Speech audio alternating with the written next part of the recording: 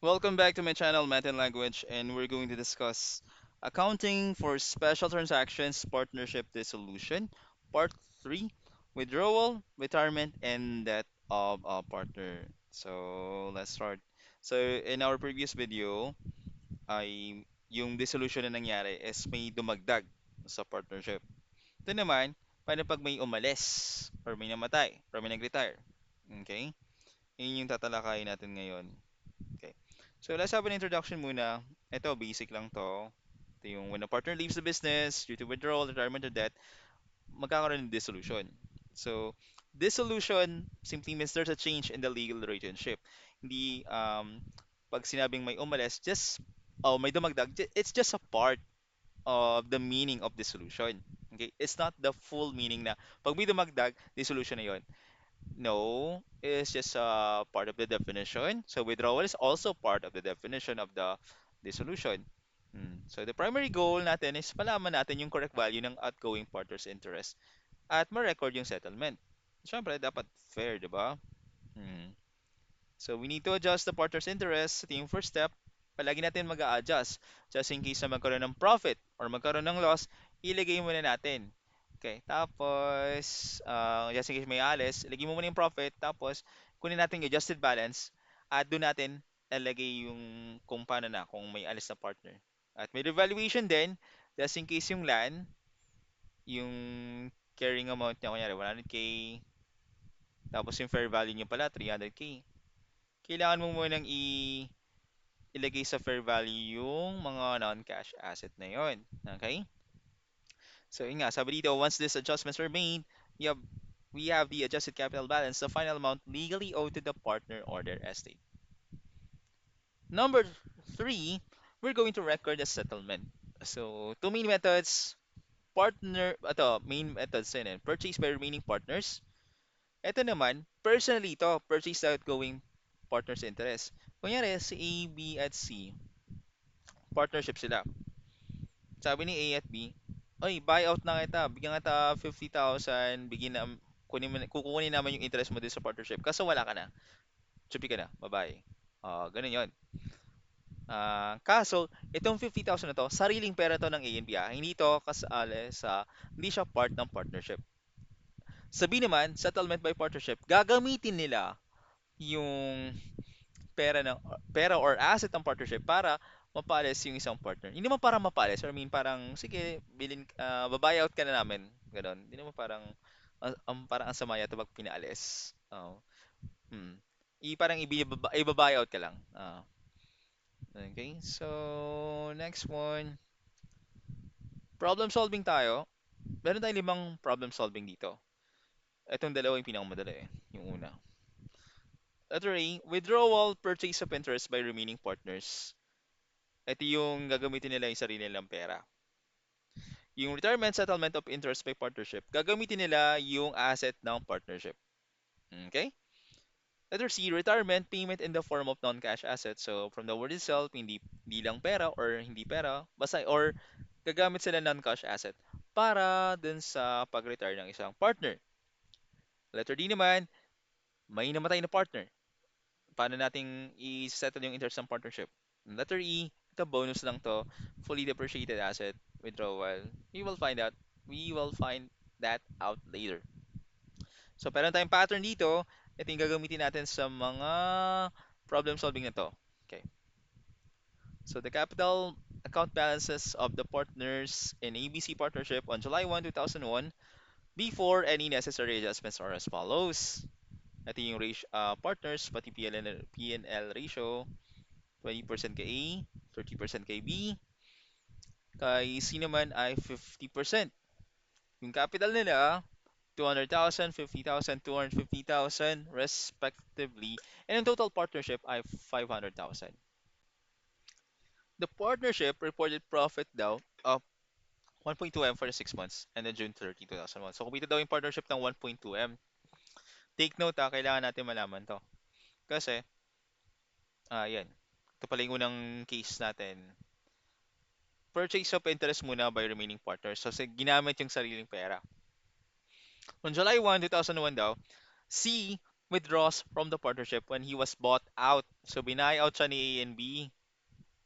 Binayaran ng 620K si, ang tawag dito, si C para, ayun, makuha yung interest ni C sa partnership. Siyempre, wala na si C sa partnership pag ganun. The net assets of the firm as of this date approximate their values. And of course, we're going to provide the journal entries as usual. Okay. O, gumawa na ako ng template. Ay, hindi na ako mahirapan. So, gawin mo na, unadjusted balance, copyin mo lang to. Ito, 250, 250.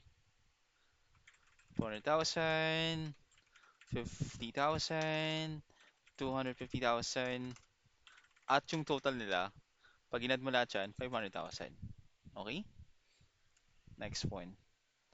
Yung share and profit nila, if you remember, meron silang kinita na 1.2M dito. Ito yun. So, kailangan natin siyang i-adjust, isasama sa para makuha yung adjusted balance. Ito yung 1.2M at share and profit ni A, B, and C. Paghati nila yan. Depende yan sa P&L ratio.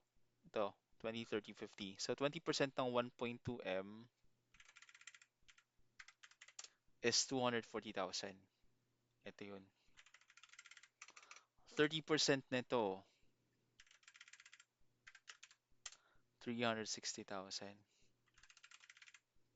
At yung dito naman, 50% yan eh. Ito, 50%, 600,000.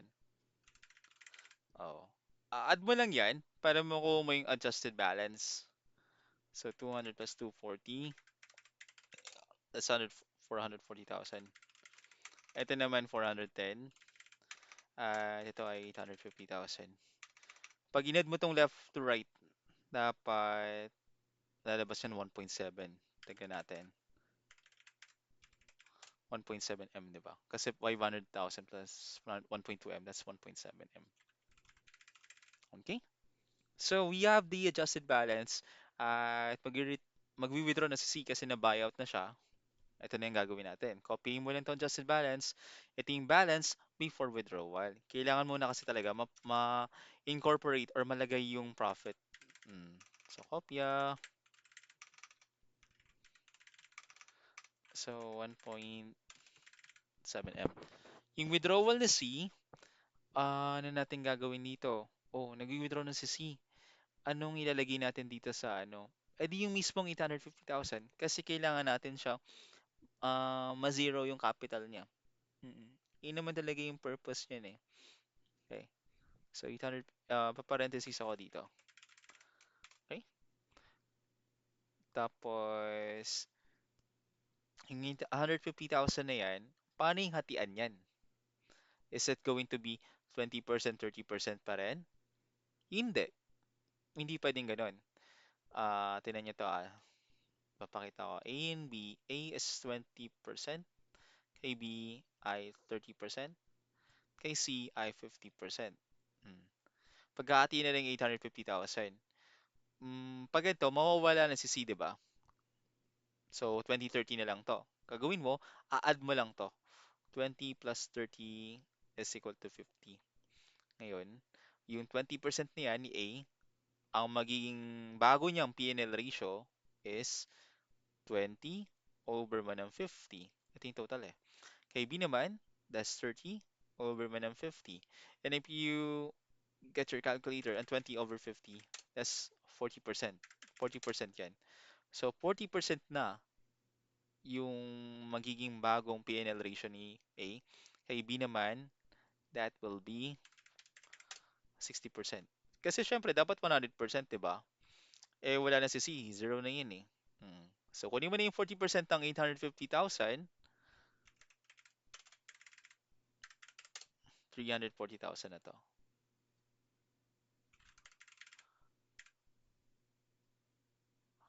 Oo. At yung kay 510,000 to. Ayan. Pag in-add mo yan, add natin ha. 340,000 plus 510,000, 850,000. Left to right tayo. Ito naman, minus to eh. So, Yung 850,000 minus yung 850,000. Zero. Mag-zero ka dito. Okay. Ngayon, add na natin to. 440 plus 340, that is 780,000. Ito naman, 920,000. Ito naman ay zero kasi 850,000 pa-plus ka ng negative 850,000, zero yan. Pag inat mo itong tatlo, 780 plus mo ng 920, that's 1.7 M. Oo, kita mo yan. Sir, saan nanggaling yung 620,000 na cash? Hindi mo siya i-record. Kasi in my previous video din na binanggit ko, pag personal gains or loss, hindi mo siya record sa partnership. Pag out siya, hindi ginamit itong pera na to, hindi to part ng partnership. So wala kang i-record sa partnership. Mm. Okay? So ganito siya. Napansin mo, wala nagbago din sa total adjusted balance. Adjusted balance mo, pati balance after withdrawal ni C, same lang din, 1.7M. Ito yung letter A. Okay? Sa letter B, malalaman natin kung ano yung pinagkaiba nila. Okay? Letter B, sir, review ko lang saan nanggaling yung 2030, bakit naging 40% na? Kasi, alam natin, eto, lagi ko ulit, 20% kato kay A, yung previous 30 to, ito 50%. Ito yung hatian nila. Kung mawawala si C, hindi naman pwedeng 20-30 lang to. Saan mo pupunta yung 50% na sharing? Kaya ito yung ginawa ko. I-add mo sila para makuha mo yung total 50. Ito yung magiging denominator mo na. So yung 20 over 50, that will be 40% na to. Ito naman, 30 over 50, 60%. Ito yung bagong hatian nila. Doon galing yan. Okay? Let's go to the next one. Paano naman kung retirement, settlement of interest by partnership? So, same pattern tayo. Capital account balance of the partners in ABC partnership on July 1, 2001 before necessary adjustments are as follows, 20%, 30-50. Ito din yun. Same, same. So, nagkaroon din sila ng profit na 1.2M for 6 months. Yes, same din. Provide the journal entries. Oh, I forgot about the journal entries pala. Sorry. Nalagay ko lang. Ibababa ko lang tong mga to. Give me a moment. Di ba marami tayong problems na nilagay dito? Yan. Yan. Yung journal entries pala, I forgot. Gawin natin sa letter A. Okay. Burahin ko lang to, ha?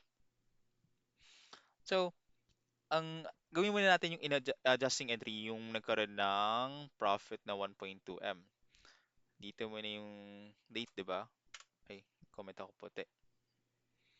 This is July 1. Okay. Tapos, income summary ay 1.2M.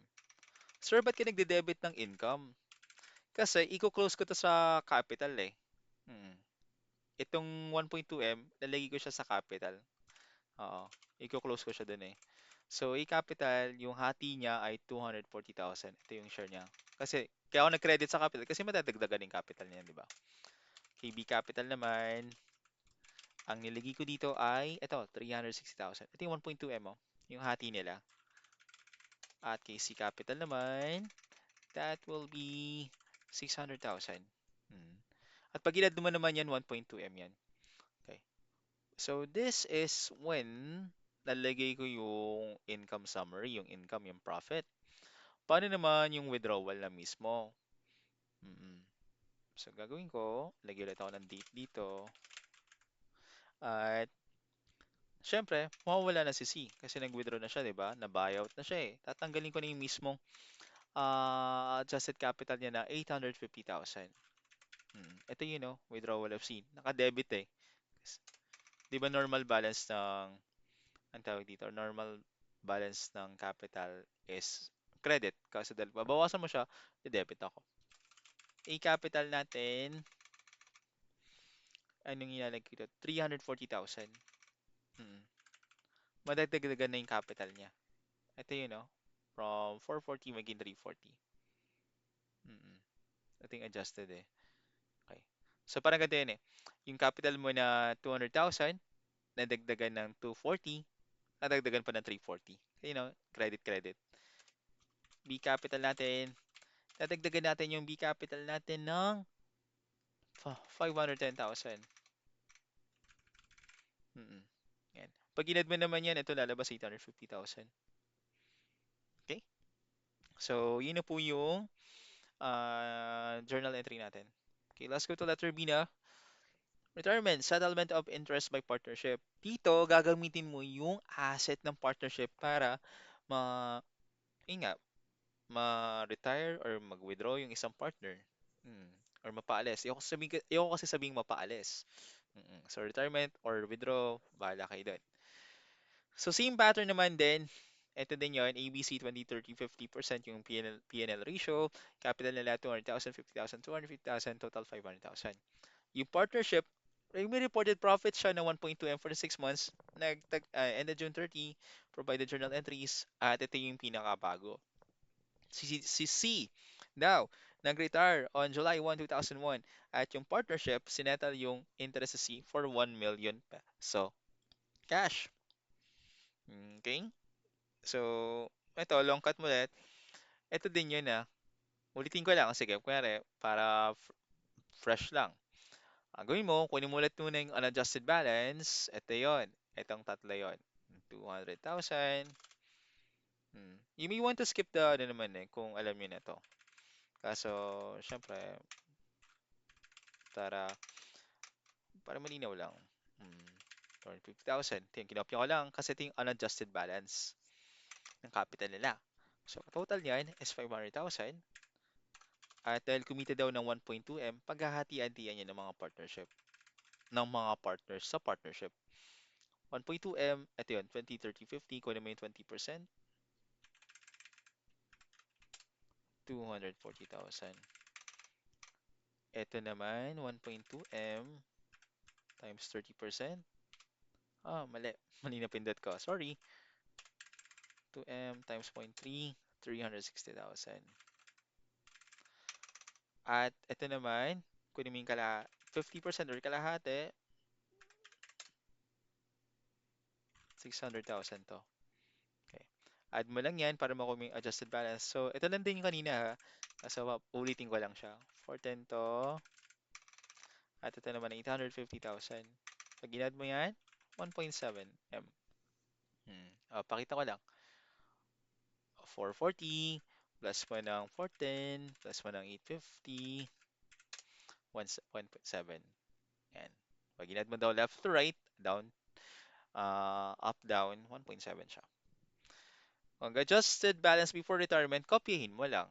That's 440,000, 410,000, 850,000, at ito 1.7M. Hmm. Paano yung payment to C? So, ginamit dito ay 1 million cash na ginamit ng dun sa ng partnership. Mhm. So, mangyayari dyan, it will be like this. Mag-negative to. Mhm. Okay? Yan yung ginamit na payment kay C. Mhm. Ngayon, syempre, pag negative ka rin dito, hmm, ginamit mo yung pera ng partnership or asset ng partnership. Hmm.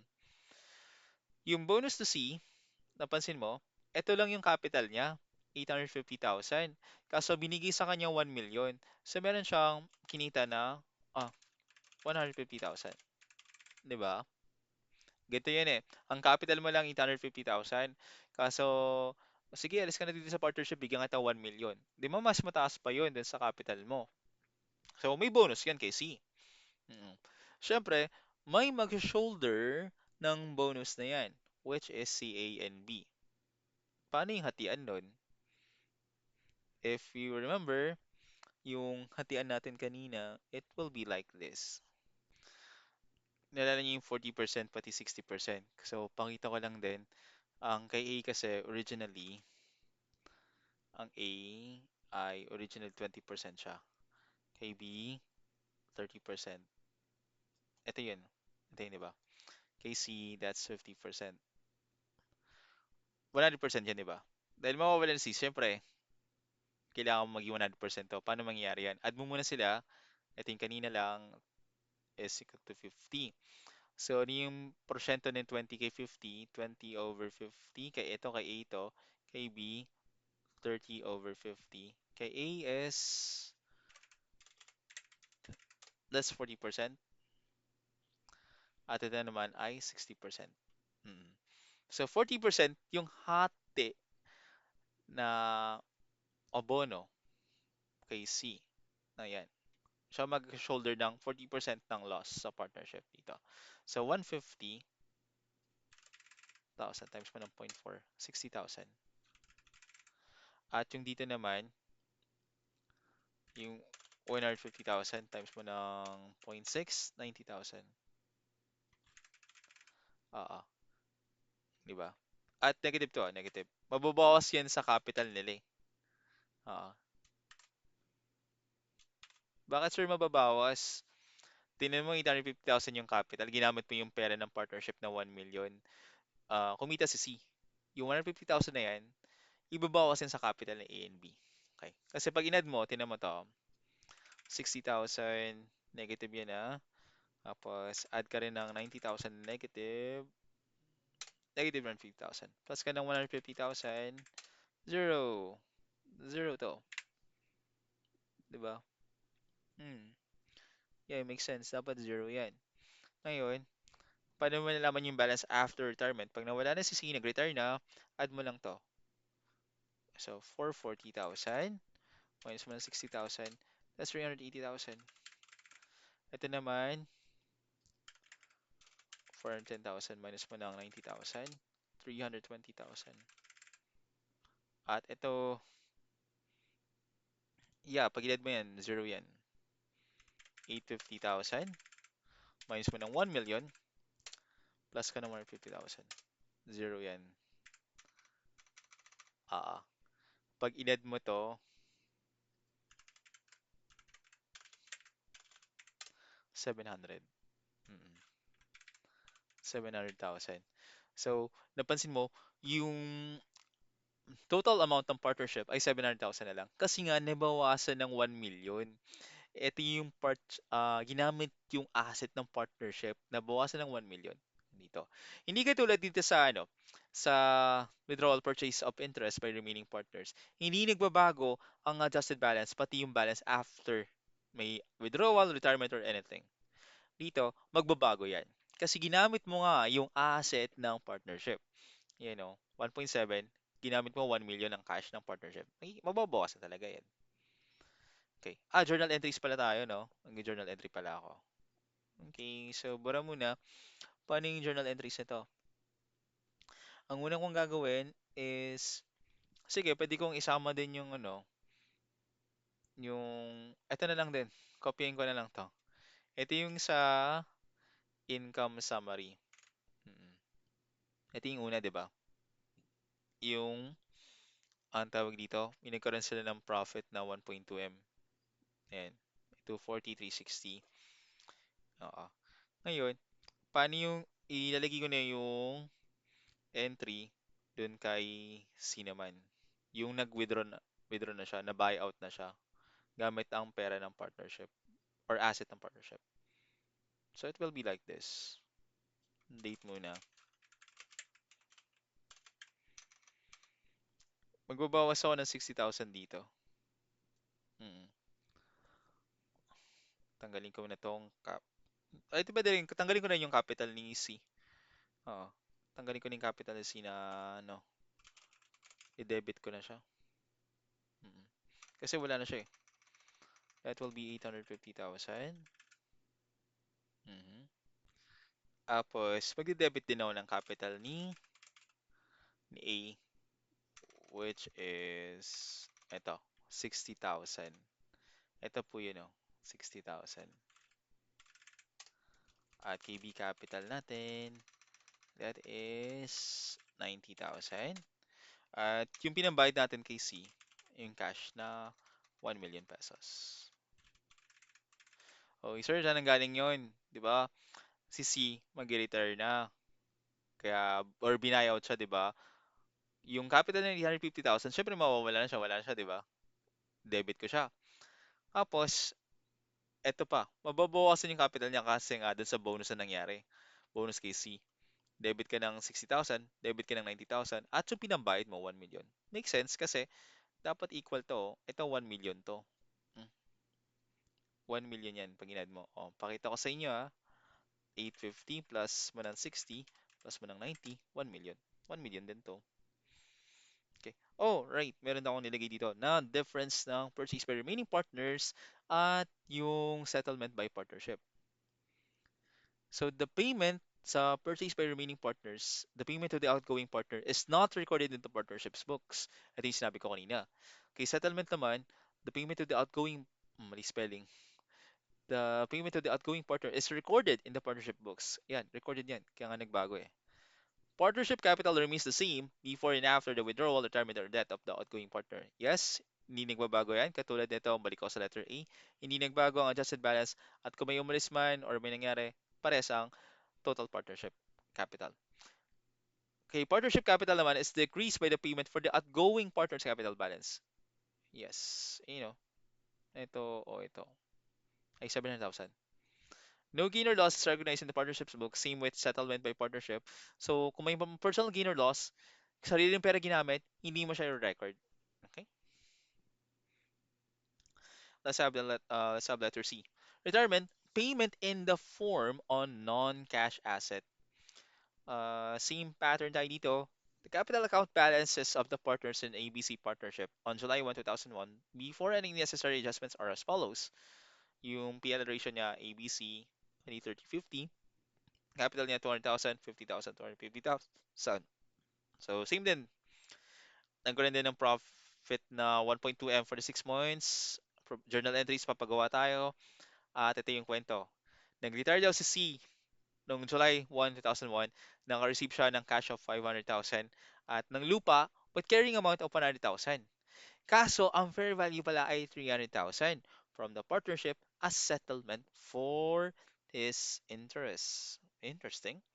So, paano natin siya gagawin? As usual, gawin mo muna is lagay mo muna yung unadjusted balance. Ito yung pinaka-basic na ginagawa natin palagi. Mhm. Unadjusted balance is 200,000. Ito naman 50,000. At ito 250,000. Pag inad mo lahat yan, 500,000 yan. Yung share in profit, ito, 1.2M. Tignan mo ito dito yung 1.2M. Tapos, all P&L ratio naman, 20% yan. Mm, 240,000 to. 30% nito, 360,000.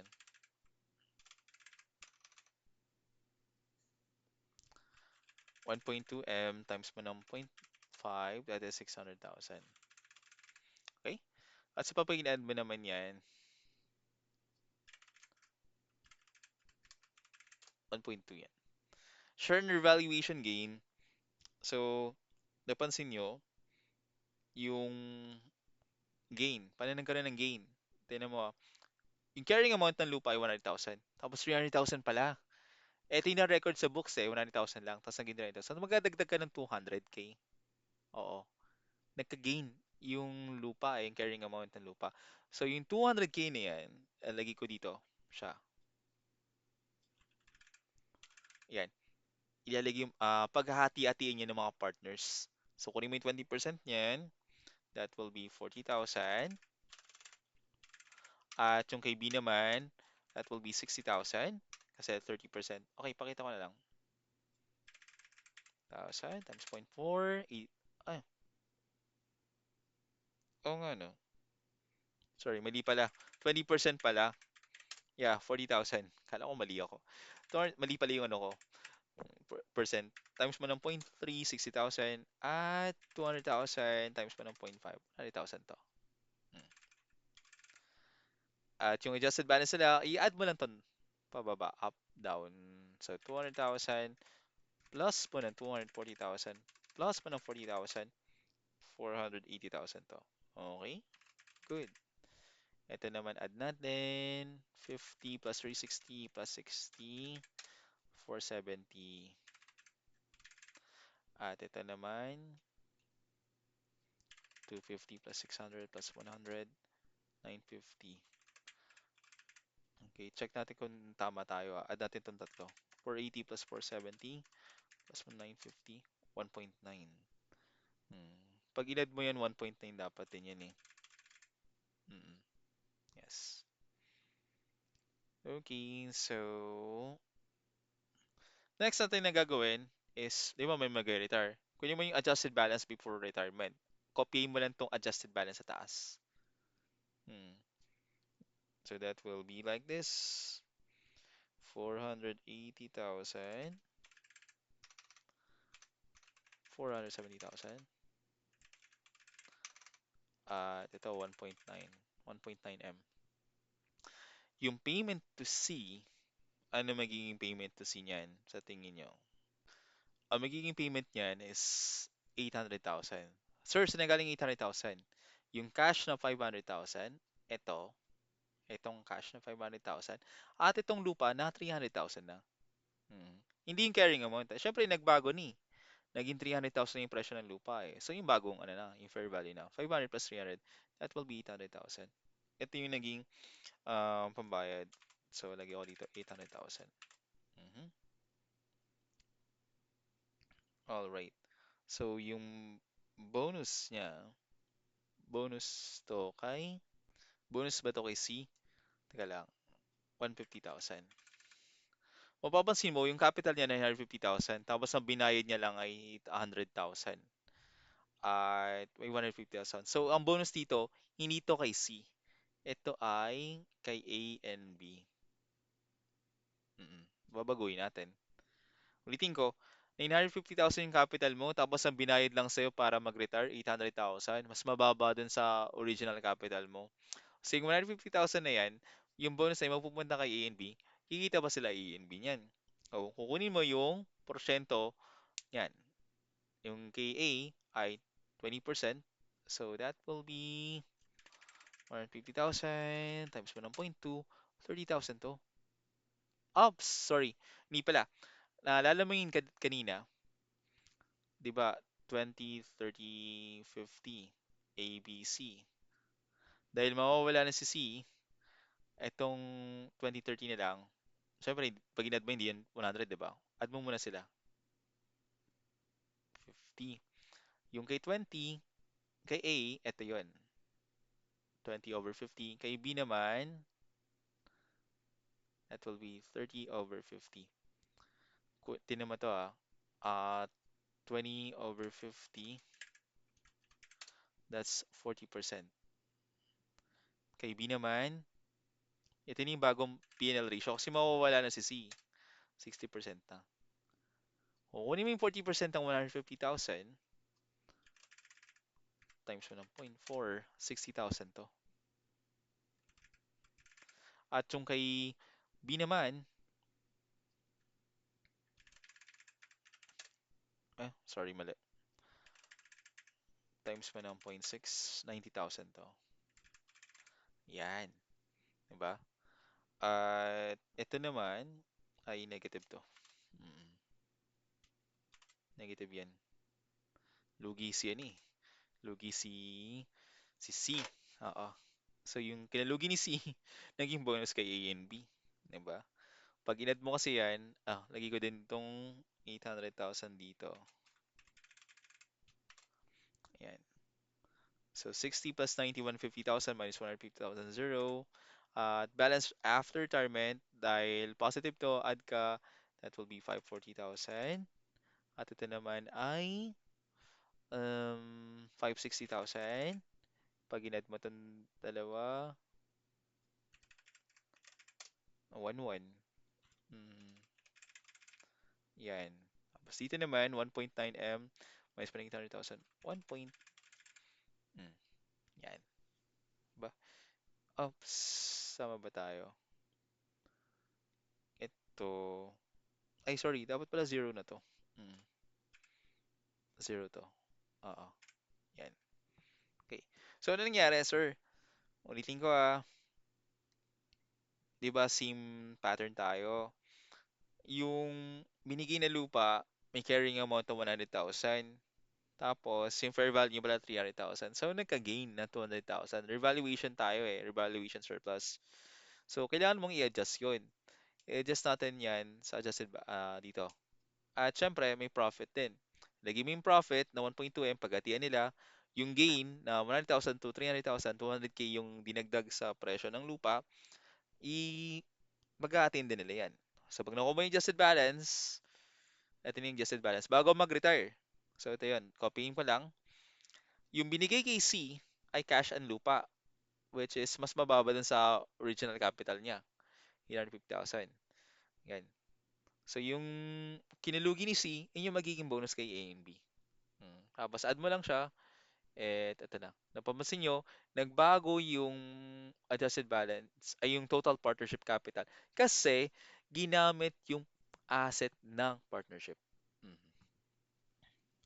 Okay. Journal entry pala tayo, no? Usog ko lang to konti. Mhm. Journal entry. Kailangan talaga palagi may journal entry. Okay. Okay, so journal entry na tayo. Unahin mo muna yung income summary. Di ba nagbago yung income summary natin dun kay... kasi nagdagdagan ng profit eh. Mm. Ay, ba't itim yung ginagamit ko? Gamit ako ng puti.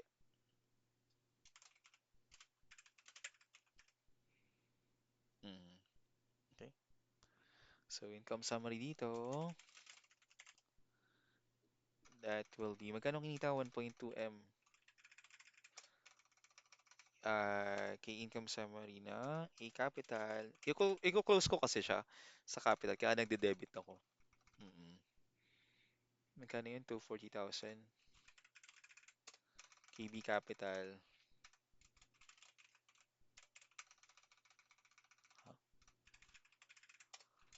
C capital.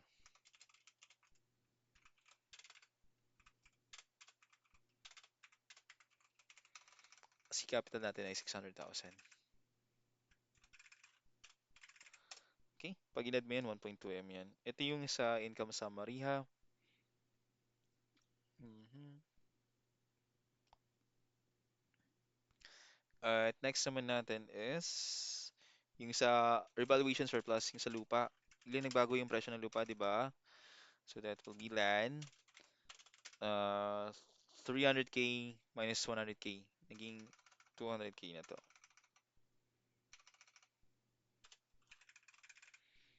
Mhm. Okay? Yeah.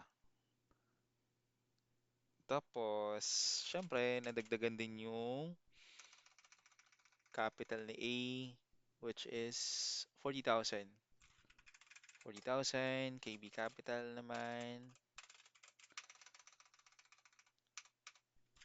6,000, at KC capital,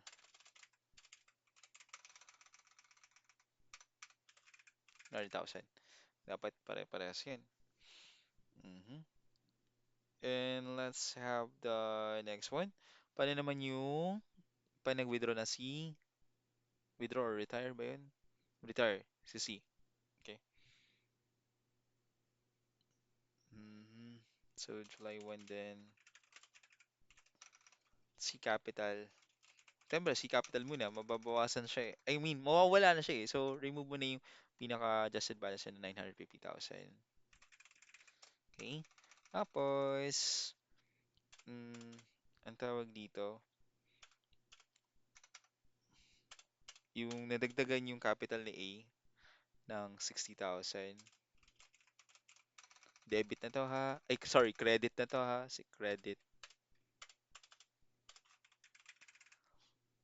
KB cap. Oh, mali. KB capital naman. KB capital naman 90,000. Oo. At magkano yung cash. Credit tayo ng cash kasi nagbayad siya ng 500. Yung partner, ginamit yung pera ng partnership, 500,000. At yung lupa na 300,000 na talaga siya. Mm-mm. Pag inad mo yan, 950,000 to, diba? Okay. Alright, so let's go to the next one. Yes. Debt of a partner, settlement of interest by partnership. Okay? So the capital account balance of the partners, ito din yun, same pattern, 20, 30, 50. Use the same information in problem C except that C dies on July 1. Paano yung journal entries nito? So same accounting naman is made. However, may magkakaroon ng pending. Okay, lalagay ko dito. Pending. Pag namatay yung isang partner, magkakaroon siya ng ano, pending settlements. Settlements. So yung adjusted capital balance is transferred to a liability account. Ang magiging journal entry mo will be like this. Okay.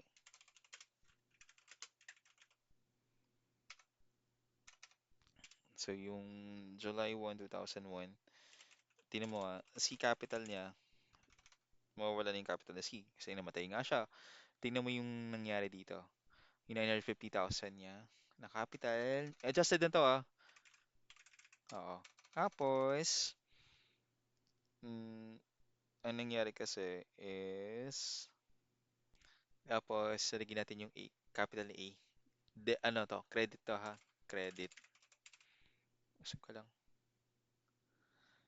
Credit natin yung nangyari. Nadagdagan ng 60,000 to, di ba? Nadagdagan ng 60,000 yung capital ni A at yung kay B naman, nadagdagan ng yung capital niya ng 90,000. At yung liability to the estate of C, ganito yung ano niya.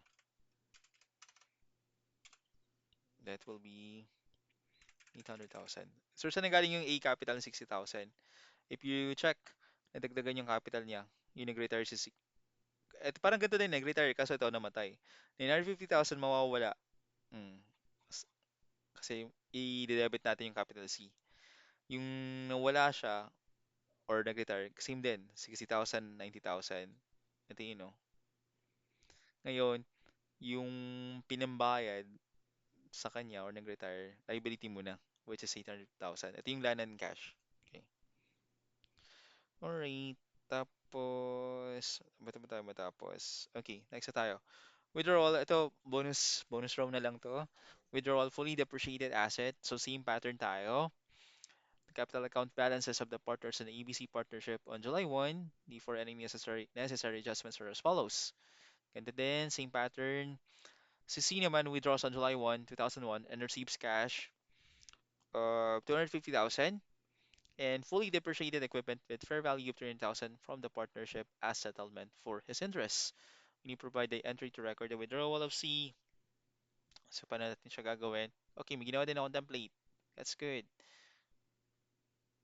Okay, ito din yung unadjusted balance natin. So, unadjusted balance natin dito, same lang din kanina. I'll just copy paste na lang ha. Ito lang din yun. Copying ko na lang to. Oh, mali pala. Sorry. Mm. Kunin mo muna itong mga to. Kasi ito din yun eh. Okay. May babagawin lang tayo. Okay. Tanggalin ko na itong mga to. Actually, ganun din pala yun eh. Sige, so, okay. Ulitin ko na lang. So, unadjusted balance nila, that will be yung 200,000. Ito. Nilot ko lang pala, ano. Sorry. 200,000. Tapos, 50,000 to. And 250,000. Diba? For total of 500,000. Yung share in profit, syempre, kailangan natin ilagay ito. That will be 9. Magkano yung share in profit? Hmm? Hindi nilagay dito. One moment. Okay, yung share in profit natin dito, ito, 1.2M. Kanina lang to, parang kanina lang. Kunin mo yung 20% niyan. That's 240,000. Tapos yung 30% nito, 360,000. And 50% niyan, that will be 600,000. Okay. Share revaluation gain. Paano yun, sir? So, fully depreciated equipment with fair value 300,000. Eh di 300,000 din mismo. Mm, ito yun. 300,000 din yun. Okay? Kasi fully depreciated siya eh. Kasi the carrying amount ng fully depreciated equipment is zero. Wala siyang with no residual value, zero siya. Kaya nilagay ko dito 300,000 yung sa share and revaluation gain. Ngayon, yung 300,000 na yan, naka-receive sila, di ba? Si C. Pag, ano tawag dito, i-PNL ratio din natin itong 300,000. So, 20% ng 300,000, kunin natin, that's 60,000 to. Ito naman, 30% ng 300,000, that's 90,000. Ito naman, 150,000. Okay. Yung adjusted balance nila, i-add mo lang to. Mm-mm. 200 plus 240 plus 60, that's 500,000. Ito naman, 50 plus 360 plus 90. Oh, 500,000 din. At ito, nagkataon lang yata yun. Okay. 250, 250 plus munang 600 plus 150, 1 million. Kasi pag inad mo to, 2 million to. Yeah, tama naman. 2 million din to eh. Okay. So, balance before withdrawal, copy lang natin yan.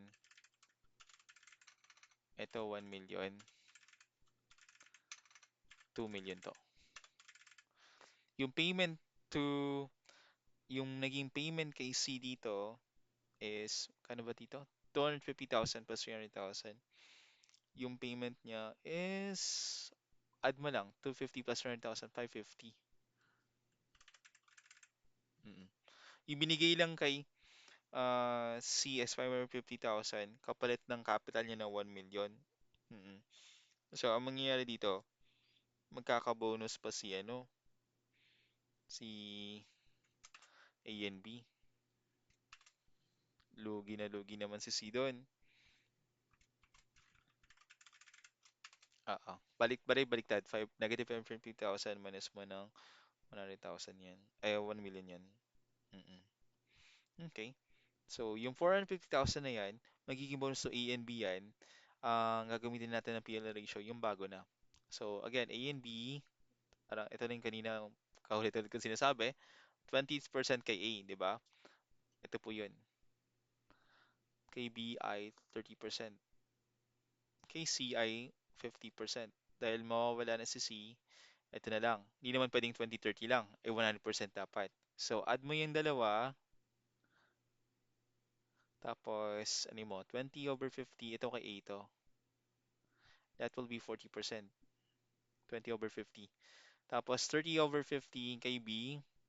That is 60%. Kunin mo yung 40% ng 450,000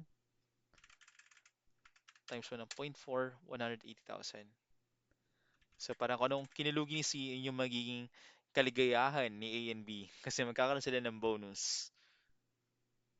So 450,000 times mo ng 0.6, 270,000 to. Mm. Pag inad mo, dapat, ano yan dapat 450 yan. Yes. Kasi zero to eh. At copy mo tong 550,000. Mm. So yung balance after withdrawal, magdagdagan yung capital ni A. That will be 680,000. Ito naman 770,000. At ito, syempre zero na to. Dito, 2 million minus 550,000, that's 1.4. Oh. Sir, bakit nabawasan? Kasi nga ginamit yung asset ng partnership. Kaya naging ganito. Mhm. Alright. And that's the end of the lesson. Ang haba ng lesson na to, no? Kaso meron pa tayo sa pang lesson sa partnership dissolution. Ito naman yung incorporation na lang. Ikli na lang yata yun. Kaso, I'm not sure. Kasi yun naman kakailanganin mo may alam ka sa intermediate accounting 3. Kaya nga nandito tong accounting for special transactions sa advanced accounting eh. So, that's the end of the lesson for accounting for special transactions, partnership dissolution part 3, withdrawal, retirement, and death of a partner. If you have questions or you need clarifications naman, please comment down. Again, this is James, your math and language instructor. Please like and subscribe. Laking tulong mo sa akin yun. I'll see you in my next video. Partnership dissolution part 4 naman. Incorporation na tayo. At pagkatapos nun, liquidation na tayo.